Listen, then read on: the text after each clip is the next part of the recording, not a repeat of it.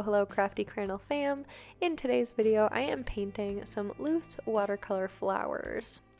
These are flowers that I saw on a walk on a 70-degree fall day, which just doesn't happen here in New York, so it was super inspiring to see these flowers, and I just decided to use them as a reference for painting.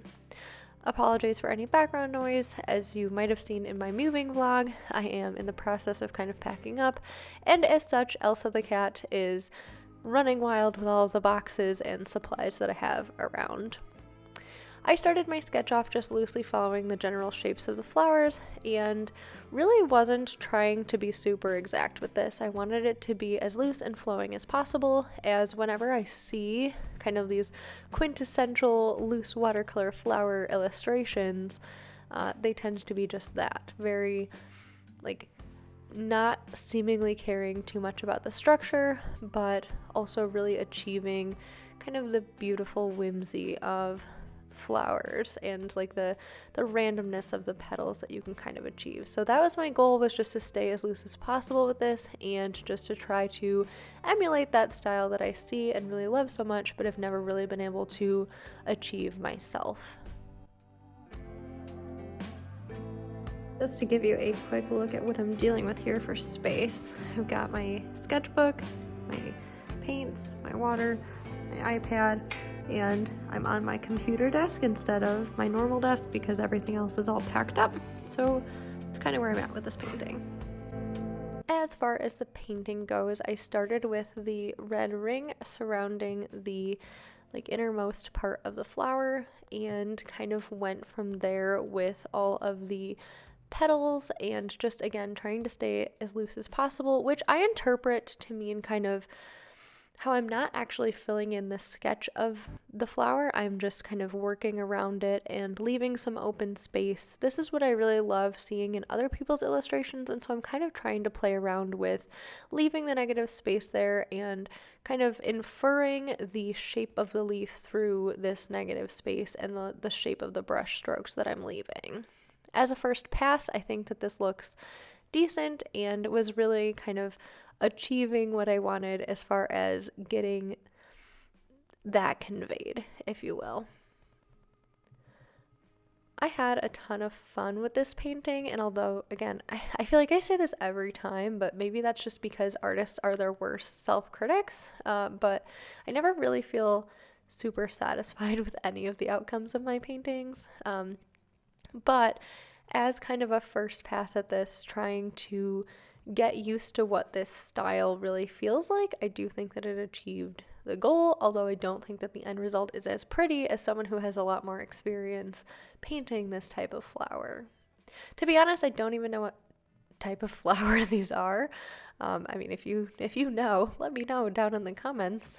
They were the first flowers. The first picture that you saw in the video was kind of the reference for all of these flowers. It was from just a little bitty flower patch at our local park, and so I decided to take a video, take a photo, and then paint them.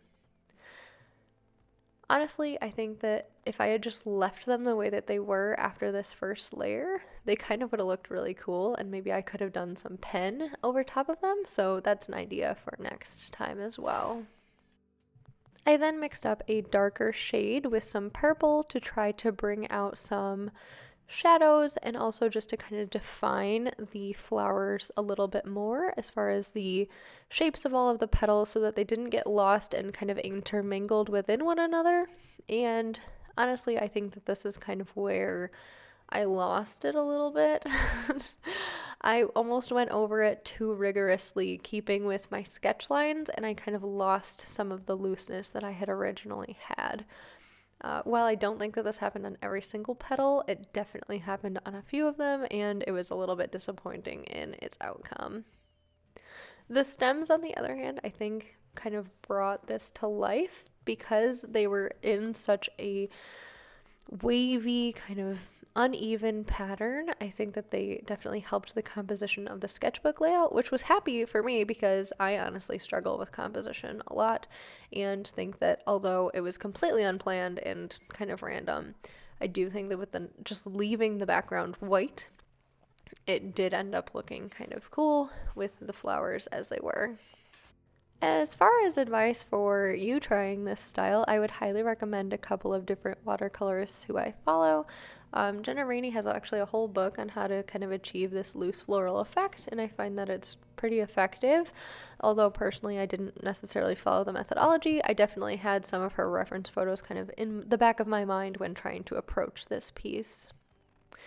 I think that honestly, if you Google loose watercolor florals, you'll find a lot of references. And honestly, this is super fun just to practice in my sketchbook and not really care about the result.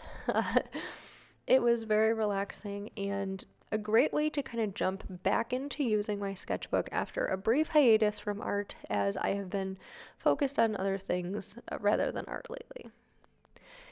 I really enjoyed trying to capture the center of these flowers. Them being yellow really kind of brought some nice contrast into the piece and also allowed for the bee to kind of blend in with the flower as it did in real life. It was really cute, and I thought that it was a nice touch to kind of add to this piece in that I was trying to convey. I also had some colored pencils that I had left in my travel bag for just keeping some art supplies unpacked. And so I kind of used those to just bring out some of the definition again of the petals that I kind of ruined when I went back with my second layer of watercolor. And I think that the red really brought back out the pinks that the flowers kind of lost when I added the purple. It was really difficult to capture the color of the actual flowers. They were a lot more vibrant and almost like violet pink in real life. So I definitely struggled with the colors on this piece. And I don't know if that's just because I didn't have my normal watercolors or if I just suck at mixing colors. Honestly, probably the latter. But overall, again, it was a really fun exercise, and I think that the colored pencil did lend itself a lot to the piece.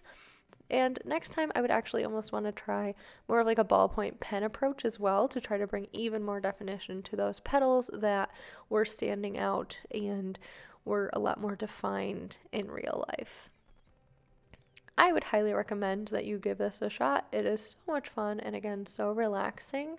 I would really love to know what you thought of this painting down below in the comments. If you thought that I did a decent job conveying loose watercolor flowers, or if you think I should take another stab at it and try again. Any tips that you have are greatly appreciated, as I am still just learning this process and having a ton of fun doing so. Thank you guys so much for watching this video. I do really appreciate it. Feel free to subscribe to this channel if you are interested. I post new art-related content almost every single Tuesday and would love to have you along for the ride of my artistic journey. With that said, you guys, I will catch you guys in the next one. Here is the final piece that I ended up conveying in my sketchbook, and I am super happy with it. Thank you guys so much for watching. Bye.